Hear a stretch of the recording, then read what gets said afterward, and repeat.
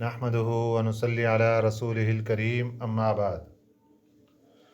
पारा नंबर 5 सूरतुन निसा आयत नंबर 77। अऊज़ु बिल्लाहि मिनश शैतानिर रजीम बिस्मिल्लाहिर रहमानिर रहीम। अलम तरा इलल्लज़ीन क़ील लहुम कुफ़्फ़ू अयदियकुम व अक़ीमुस सलाता व आतुज़ ज़काता फलम्मा कुतिबा अलैहिमुल क़ितालु इज़ा फ़रीक़ुम मिनहुम यख़शौना अन्नास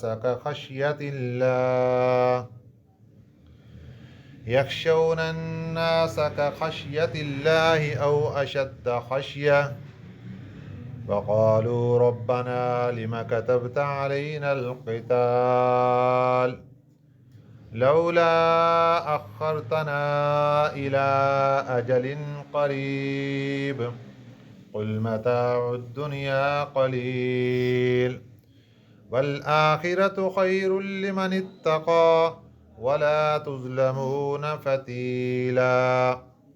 सदक़ल्लाहुल अज़ीम।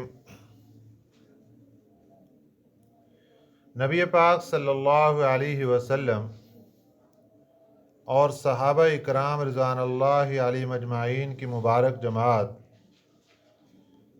जब मक्का मुकरमा में रहते थे, वहाँ पर जुल्म सितम बहुत ज़्यादा होता था और अक्सर सहाबा इकराम रिज़वानुल्लाहि अलैहिम अजमाइन नबी पाक सल्लल्लाहु अलैहि वसल्लम से इजाज़त तलब किया करते थे कि हुज़ूर हमें इजाज़त दीजिए कि हम इन काफ़रों के साथ मुकाबला करें और बदला लें जो हमें इतनी ज़्यादा तकलीफ़ें पहुंचाते हैं। लेकिन अल्लाह ताला की तरफ से बदला लेने की इजाज़त नहीं थी, सब्र का हुक्म था।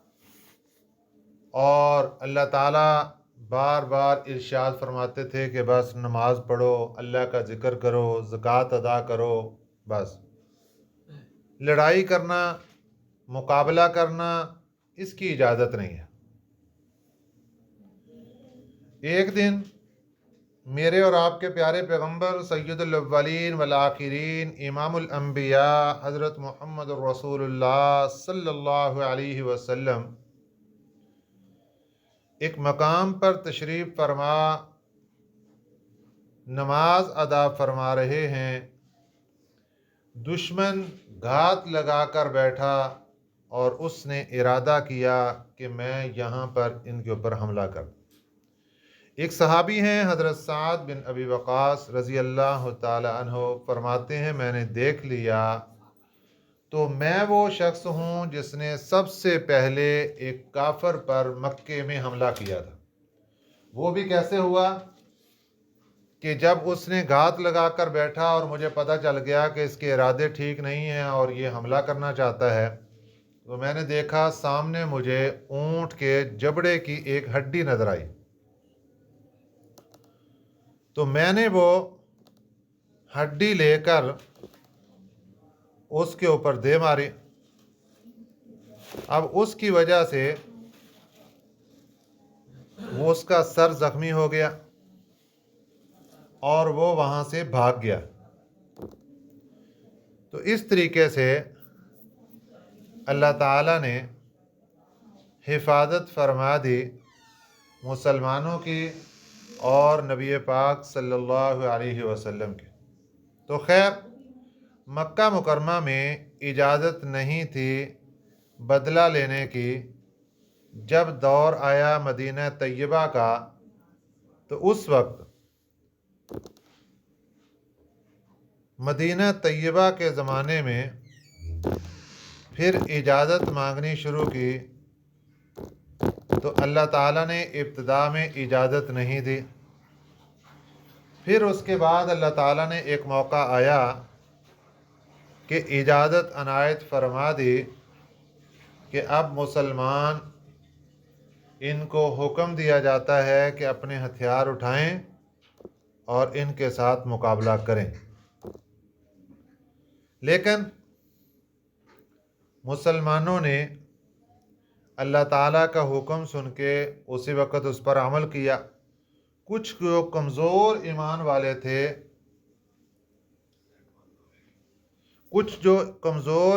والے تھے، وہ پریشان ہو گئے، اور ان کے دل کے اندر یہ باتیں آئیں کہ کاش کہ ابھی اللہ تعالیٰ کی طرف سے اس کا حکم نازل نہ ہوتا، کاش کہ ابھی حکم رک جاتا۔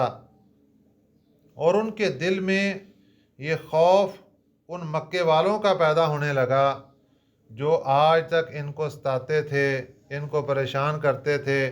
آج ان کے دلوں کے اندر خوف پیدا ہونے لگا کہ کاش کہ ابھی اور معاملہ رک جاتا اور ہمیں ان کے ساتھ لڑائی کرنی نہ پڑتی۔ یہ ایک طبی حالت تھی، طبی خوف تھا۔ اللہ تعالیٰ نے فرمایا ایسے ڈر گئے جیسے اللہ سے ڈرنے کا حق ہے، بلکہ اللہ سے بھی زیادہ ڈر گئے۔ اللہ سے زیادہ ڈرنے کا کیا مطلب کہ اللہ تعالیٰ کے پاس تو غصہ بھی ہے، رحمت بھی ہے، تو جو دشمن ہے اس کی طرف سے تو غصہ ہی غصہ ہے، رحمت تو نہیں ہے اس کی طرف سے۔ تو اس لیے اللہ تعالیٰ نے فرمایا کہ یہ اللہ تعالیٰ سے بھی زیادہ ان سے ڈر گئے۔ تو اللہ تعالیٰ نے قرآن پاک میں یہ سب باتیں نقل کر کے آخر میں ارشاد فرمایا کہ دیکھو، دنیا کی زندگی کو سامنے رکھتے ہوئے تم جہاد سے دور ہو رہے ہو، اس سے دور نہ ہو۔ تو پھر اس کے بعد اللہ تعالیٰ نے ارشاد فرمایا کہ دنیا کی زندگی ختم ہونے والی ہے، آخرت بہتر ہے، آخرت میں تمہارے اعمال میں سے کچھ بھی کم نہیں ہوگا، اس لیے تمہیں چاہیے کہ تم اللہ کا حکم مان کر جہاد کی طرف پلٹو۔ الم تر الی الذین قیل لهم کفوا ایدیکم، کیا نہیں دیکھا ان لوگوں کو، قیل لهم جب کہا گیا ان کو، کفوا روکے رکھو، ایدیکم اپنے ہاتھوں کو۔ یہ مکہ مکرمہ میں اللہ تعالیٰ نے مسلمانوں کو حکم دیا تھا کہ اپنے ہاتھوں کو روکے رکھو اور ان کے اوپر حملہ نہ کرو، دشمن سے بدلہ نہ لو۔ وَأَقِيمُوا الصَّلَاةَ نماز ادا کرو، وَآتُوا الزَّكَاةَ زکوٰۃ ادا کرو، فَلَمَّا كُتِبَ عَلَيْهِمُ الْقِتَالُ جب فرض کر دیا گیا ان کے اوپر قتال کرنا، اِذَا فَرِيقٌ اذا اسی وقت، فریقم ایک جماعت، منہم ان میں سے، یخشون الناس وہ ڈرتے تھے لوگوں سے، کا خشیت اللہ جیسے اللہ کی ذات سے ڈرا جاتا ہے، ایسے ان کے دلوں میں خوف ہونا شروع ہوا جیسے اللہ کی ذات کا خوف ہوتا ہے، ایسے ان کے دلوں کے اندر خوف آنا شروع ہو گیا۔ او اشد خشیہ یا اس سے بھی زیادہ خوف، اللہ سے بھی زیادہ خوف ان کے دلوں کے اندر آ رہا تھا۔ وقالوا اور وہ کہنے لگے، ربنا اے ہمارے رب، لما کتبت علینا القتال کیوں فرض کیا تو نے، علینا القتال ہمارے اوپر قتال، ہمارے اوپر قتال کیوں فرض کیا؟ اب ہم مکہ مکرمہ میں اتنا عرصہ رہے، اب مدینہ طیبہ میں آ کر 4 دن ہمیں ملے تھے سکون کے، تو ہمارے اوپر فوراً قتال فرض کر دیا گیا، تو اے اللہ ہمارے اوپر قتال فرض کیوں کر دیا گیا؟ تو اللہ تعالیٰ نے ان کو جواب دیا، یہ جو ان کا کہنا ہے یہ زبان سے نہیں تھا، یہ دل کے اندر بات آئی، اور وہ بھی ایک طبی امر تھا کہ مکہ مکرمہ میں رہتے ہوئے جو بار بار اجازت مانگ رہے تھے وہ تھی انتقامی کاروائی، کہ اللہ تعالیٰ سے بار بار اجازت مانگ رہے ہیں کہ یا اللہ ہمیں اجازت دے کہ ہمارے آج فلاں مسلمان کو تکلیف پہنچائی انہوں نے، آج فلاں کو، آج فلاں کو۔ جب مدینہ طیبہ میں آئے تو اس وقت وہ کوئی پریشانی نہیں تھی، کوئی معاملہ نہیں تھا، اس لیے وقتی طور پر مسلمان پرسکون زندگی گزار رہے تھے جب اللہ تعالیٰ نے ان کو حکم دیا قتال کا۔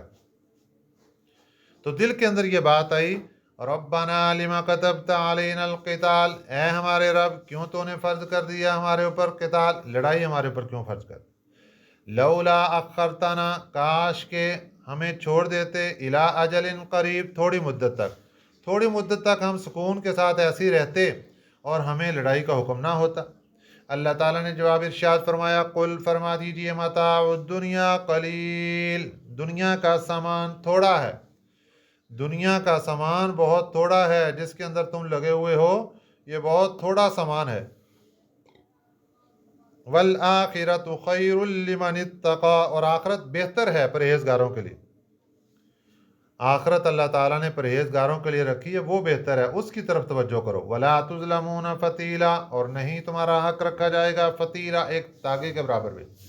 फ़तील कहते हैं जो गुठली के दरमियान, पेट के दरमियान एक जो बारीक पर्दा होता है उसको फ़तील कहा जाता है। यानी उतना भी अल्लाह की ज़ात किसी का हक नहीं मारेंगे कि उसने नेकी की हो और उसको वहाँ पर उसका अजर व सवाब ना दिया जाए, इसलिए किसी को महरूमी नहीं होगी।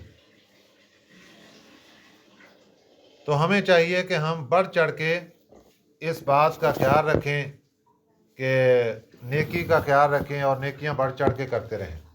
इसके बाद अगली आयत मुबारका में अल्लाह ताला ने इन मुसलमानों को समझाया कि देखो, मक्का मुकरमा में रहते हुए तुम लड़ाई के लिए तैयार थे, मदीना तैयबा में रहते हुए तुम्हारे दिलों के अंदर दुश्मन का खौफ बैठ गया कि हम लड़े तो मर जाएंगे। फरमाया ऐनमा तकूनु युद्रिकुमुल मौत, ए मेरे नबी के सहाबा तुम भी सुन लो, क़यामत तक आने वाले इंसान सभी सुन लें। ऐनमा तकूनु, जहाँ भी तुम होगे, युद्रिकुमुल मौत, तुम्हें मौत पकड़ लेगी, तुम्हें मौत आकर पकड़ेगी, जहाँ भी होगे तुम। घर में होगे तब भी मौत आ सकती है, बाजार में होगे तब भी मौत पकड़ लेगी।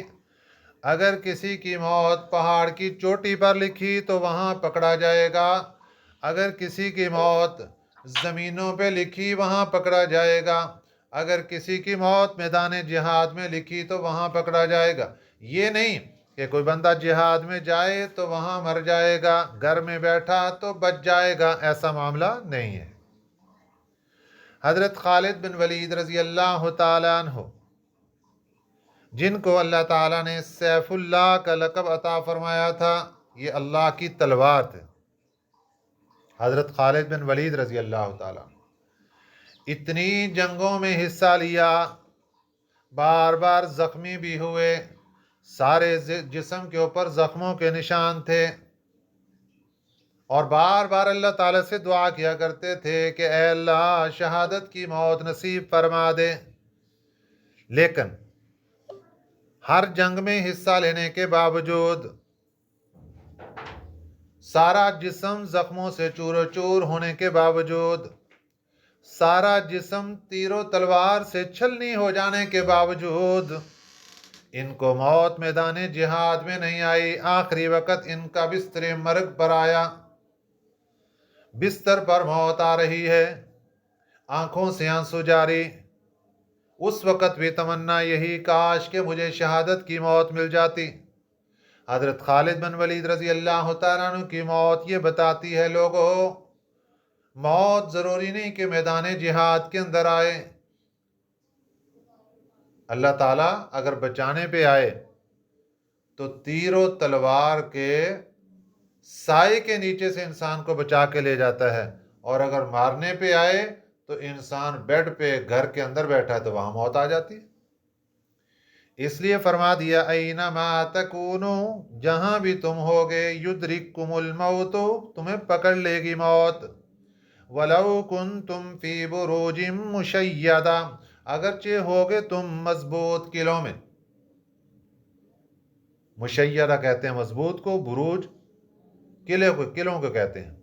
मजबूत तरीन किले बने हुए और उनके अंदर तुम रहते हो तो फिर भी तुम्हें मौत आकर पकड़ लेगी। पिछले ज़मानों में, पिछली उम्मतों में एक ख़ातून के यहाँ अल्लाह ताला ने खुशखबरी अता फरमाई और बच्चे की विलादत का मौका था। एक मुलाजिम था उसका, जब उसके यहाँ پیدائش واقع ہو گئی، اللہ تعالیٰ نے ایک بیٹی عطا فرمائی، اس نے ملازم کو کہا کہ دیکھو سردی کا موسم ہے، آپ باہر سے جا کر کوئی چیز لے کر آئیں اور آگ کا انتظام کریں۔ کہ ٹھیک ہے۔ وہ باہر نکلا تو دروازے پر ایک اجنبی آدمی کھڑا ہے۔ اس نے سوال کیا اس ملازم سے کہ آپ کی مالکن نے کیا جنم دیا ہے؟ اس کے ہاں ولادت کس چیز کی ہوئی، بیٹا ہے یا بیٹی ہے؟ کہ بیٹی ہے۔ کہ بیٹی کے بارے میں دو باتیں یاد رکھنا۔ کہ وہ کیا؟ کہ اس کی ایک بات تو یہ کہ یہ زانیہ بن جائے گی اور 100 بندوں سے زنا کرے گی، اور دوسری اس کی یہ کہ اس کی موت مکڑی سے واقع ہوگی۔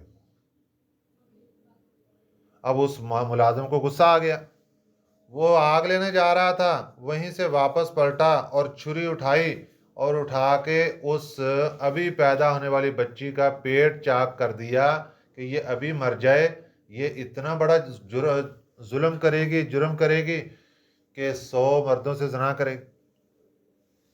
اس نے اس کا پیٹ پھاڑ دیا چھری کے ساتھ اور خود بھاگ گیا۔ اب ادھر سے والدہ نے جو اس زمانے میں اس کے پاس جو چیز تھی اس نے اس کو درست کیا اور کر کے اس کا خود ہی پیٹ سلائی کر دیا۔ تو اللہ تعالیٰ نے اس بچی کو بچا لیا۔ یہ بندہ یہاں سے نکلا اور سمندر پار کر گیا، آگے کسی اور جگہ جا کر اس نے تجارت شروع کر دی، اس کو اللہ تعالیٰ نے بڑا مال و دولت عطا فرمایا۔ ادھر یہ بچی جوان ہو گئی اور انتہائی خوبصورت حسن و جمال والی۔ یہ بندہ کافی عرصہ جب باہر رہ کے جب یہ واپس آیا اپنے وطن، تو آ کر اس نے ایک بوڑھی خاتون سے بات کی کہ دیکھو اللہ تعالیٰ نے مجھے مال و دولت بہت دیا ہے، تو میں شادی کرنا چاہتا ہوں، اور ایسی لڑکی ہو کہ حسن و جمال کی ملکہ ہو۔ اس نے کہا ٹھیک ہے۔ اس نے پھر اس کو خبر دی کہ دیکھو یہاں پر شہر کے اندر اس سے زیادہ حسن و جمال والی اور کوئی لڑکی نہیں، یہ سب سے زیادہ خوبصورت ہے۔ بات چیت چلائی، اللہ تعالیٰ نے رشتہ مقدر میں لکھا تھا، رشتہ ہو گیا۔ جب رشتہ ہو گیا تو اس لڑکی نے پوچھا بھئی تم اپنا تعارف کراؤ، تم کہاں رہتے تھے، کہاں سے آئے، کیا کیا معاملہ ہوا؟ اس نے بتایا کہ میں اسی شہر کے میں رہتا تھا اور یہاں پر میں ایک خاتون کے ہاں ملازم تھا، اس کے ہاں بیٹی پیدا ہوئی، اس کے بارے میں مجھے خوف ہوا تو میں نے اس کا پیٹ چاک کر دیا چھری سے اور خود بھاگ گیا۔ اس نے کہا وہ لڑکی میں ہی ہوں۔ کہ وہ کیسے؟ اس نے نشانی دکھا دی کہ یہ دیکھو آج بھی میرے پیٹ پہ نشان موجود ہے۔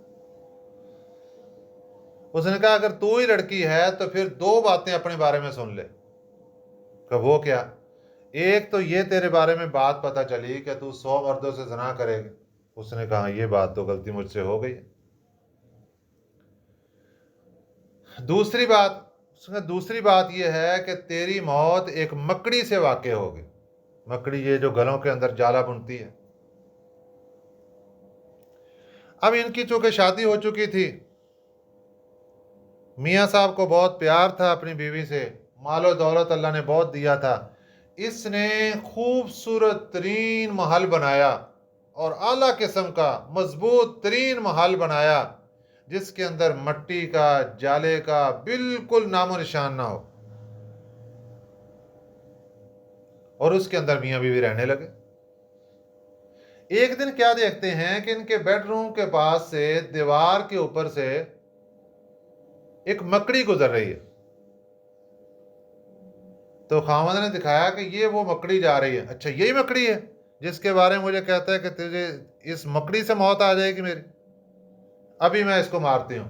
وہاں اس کو نیچے گرایا اور پاؤں کی ایڑی کے ساتھ اس کو مسل دیا۔ اب مسلنے کے ساتھ اس کے کچھ چھینٹے اس کے ناخنوں پہ پڑ گئے، تو جو بھی اللہ تعالیٰ کو منظور تھا، بہرحال اس مکڑی کا زہریلا مادہ اس کے جسم کے سرایت کر گیا اور اس لڑکی کی موت واقع ہو گئی۔ اللہ تعالیٰ کی قدرت کا کرشمہ دیکھیں کہ جب یہ بالکل کمزور تھی، ابھی پیدائش والے دن کی بات، اس وقت سارا پیٹ اس کا چاک ہو گیا، اللہ تعالیٰ نے بچا لیا، اور آج ایک مکڑی کی وجہ سے اللہ تعالیٰ نے اس کو موت دے دی۔ ان اللہ علی کل شیء قدیر، اللہ کی ذات ہر چیز پر قادر ہے، انسان کچھ نہیں سمجھ سکتا۔ جب اللہ بچانے پہ آئے تو اتنا بڑا حادثہ ہو جانے کے اس وقت یہ تھوڑا تھا کہ ہاسپٹل ہیں، لے جاؤ جلدی جلدی ہاسپٹل، اور وہاں پہ آپریشن ہوا اور ٹانکے لگ گئے، سارے معاملہ ہو گیا۔ معصوم بچی، اس کو تو چھوٹی سی ٹھوکر لگنے سے ہی اس کی موت واقع ہو سکتی، لیکن اللہ تعالیٰ نے بچا کے دکھا دیا کہ ہم ان اللہ علی کل شیء قدیر، اللہ ہر چیز پہ قادر ہے۔ اللہ نے بچا کے دکھا دیا، سارا پیٹ چاک کیا ہوا، اور ماں نے گھر کے اندر ہی پیٹ کو سلائی کر دیا۔ سب کتابوں کے اندر میں نے دیکھا، سب میں یہی لکھا ہوا کہ ماں نے خود پیٹ اس کا سلائی کر دیا، کوئی ڈاکٹر نے نہیں آ کر کیا، اس ماں نے، اس نے سلائی کر دیا، اللہ تعالیٰ نے اس کو بچا لیا۔ تو اللہ تعالیٰ اس بات پہ قادر، اور جب اس کی موت واقع ہوئی تو اللہ تعالیٰ نے ایک مکڑی کے ذریعے اس کو موت دے دی۔ تو کیا فرمایا؟ اینما تکونوا یدرککم الموت، جہاں بھی تم ہوگے تمہیں موت آ پکڑے گی۔ وَلَوْ كُنْتُمْ فِي بُرُوجٍ مُّشَيَّدَةٍ، اگرچہ تم ہو مضبوط قلعوں میں بند، مضبوط قلعوں میں بھی رہتے ہو، تمہیں موت پکڑے گی۔ وَإِن تُصِبْهُمْ حَسَنَةٌ يَقُولُوا هَٰذِهِ مِنْ عِندِ اللَّهِ، منافقین مدینہ، ان کی عادت یہ تھی کہ جب ان کو کوئی بھلائی کی بات معلوم ہوتی تو کہتے یہ ہمارا مقدر ہے، یہ اللہ کی طرف سے ہمیں انعام ہے، اور جب کبھی کوئی تکلیف دہ بات آ جاتی تو مسلمانوں کے اوپر اور نبی پاک صلی اللہ علیہ وسلم کے اوپر الزام لگاتے کہ یہ آپ کی نعوذ باللہ نحوست ہے مدینے میں آنے کے بعد، ورنہ ہمارے اوپر تو کبھی ایسی تنگی اور تکلیف آئی نہیں تھی۔ وَإِن تُصِبْهُمْ، اگر پہنچے ان کو حسنۃ، کوئی بھلائی، یقولوا، تو کہنے لگے ہذہ من عند اللہ، یہ اللہ کی طرف سے، یہ ہمارے اوپر انعام ہے۔ وَإِن تُصِبْهُمْ، اور اگر پہنچے ان کو سیئۃ، کوئی برائی، کوئی تکلیف، یقولوا، تو کہنے لگے ہذہ من عندک، یہ آپ کی وجہ سے۔ قل کل من عند اللہ، اللہ فرماتے میرے پیارے پیغمبر صلی اللہ علیہ وسلم، ان کو بتا دیجئے کل من عند اللہ، سب کچھ اللہ کی طرف سے ہے۔ اگر کسی کے اوپر رحمت آتی تو یہ بھی اللہ کی طرف سے، اچھائی آتی یہ بھی اللہ کی طرف سے، برائی آتی یہ بھی اللہ کی طرف سے، تکلیف آتی یہ بھی اللہ کی طرف سے، لیکن اسباب بندے کے اعمال بنتے ہیں۔ اللہ تو رحمان و رحیم ہیں، بندے کے اسباب ایسے آ جاتے ہیں کہ جن کی وجہ سے پھر اس کے اوپر آزمائشیں اور تکلیفیں آتی ہیں۔ فَمَا لِهَٰؤُلَاءِ الْقَوْمِ لَا يَقَادُونَ يَفْقَهُونَ حَدِيثًا، فَمَا لِهَٰؤُلَاءِ، ہَٰؤُلَاءِ الْقَوْمِ، کیا ہو گیا اس قوم کو، لَا يَقَادُونَ يَفْقَهُونَ حَدِيثًا، یہ قریب نہیں آتی بات سمجھنے کے، بات سمجھ نہیں آتی ان کو، کیا ہو گیا اس قوم کو۔ تو آج کے زمانے میں بھی اللہ کا قرآن بار بار یہ اعلان کر رہا ہے کہ اللہ اتنی مثالیں دے کر بات سمجھائے، اتنے پیار سے بات سمجھائے، اتنی رحمت سے بات سمجھائے۔ میرے آقا صلی اللہ علیہ وسلم بار بار قربانیاں دے کر ہم تک دین پہنچائیں، قرآن پہنچائیں، لیکن اس کے باوجود بھی ہم گونگے بہرے اندھے بن کے بیٹھے رہیں۔ تو قرآن کیا کہہ رہا ہے؟ فَمَا لِهَٰؤُلَاءِ الْقَوْمِ، کیا ہو گیا اس قوم کو، لَا يَكَادُونَ يَفْقَهُونَ حَدِيثًا، ان کو بات سمجھ ہی نہیں آ رہی، کیا ہو گیا اس قوم کو۔ ما اصابک من حسنۃ فمن اللہ، اوپر والی بات کا اللہ جواب دے رہے ہیں کہ یہ جو بھلائی کا فیصلہ اپنی طرف کر لیا، برائی کا فیصلہ میرے پیغمبر اور مسلمانوں کی طرف کر دیا۔ ما اصابک، فرمایا جو بھی پہنچتی ہے تمہیں، من حسنۃ، بھلائی، فمن اللہ، یہ اللہ کی طرف سے، وما اصابک من سیئۃ، اور جو پہنچتی ہے برائی تمہیں، فمن نفسک، وہ تمہارے اپنی طرف سے ہے، تمہارے اعمال کا نتیجہ ہے، اعمال بد کا، جس کی وجہ سے تمہارے اوپر برائی آتی ہے۔ وَأَرْسَلْنَاكَ لِلنَّاسِ رَسُولًا، اور ہم نے بھیجا ہے آپ کو لوگوں کے لیے رسول بنا کر۔ نبی پاک صلی اللہ علیہ وسلم تو ایک رسول کی حیثیت سے، ایک پیغمبر کی حیثیت سے، ایک نبی کی حیثیت سے دنیا میں تشریف لائے۔ آپ تو رحمت ہی رحمت ہیں، آپ کے اوپر کیوں الزام لگا رہے ہو؟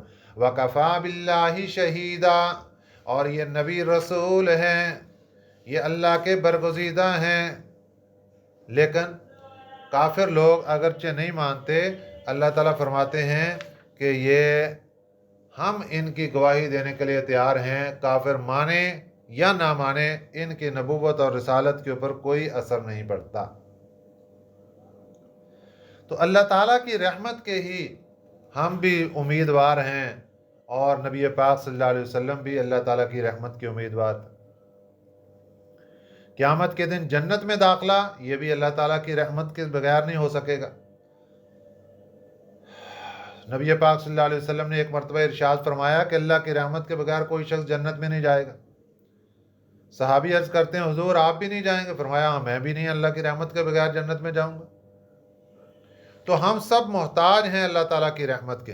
اللہ تعالیٰ ہمیں اپنی رحمت تامہ نصیب فرمائے، اور ہمیں ایسے اعمال کرنے کی توفیق عطا فرمائے جو اللہ تعالیٰ کی رضامندی اور خوشی کا ذریعہ بنے۔ آمین۔ وما علینا الا البلاغ المبین۔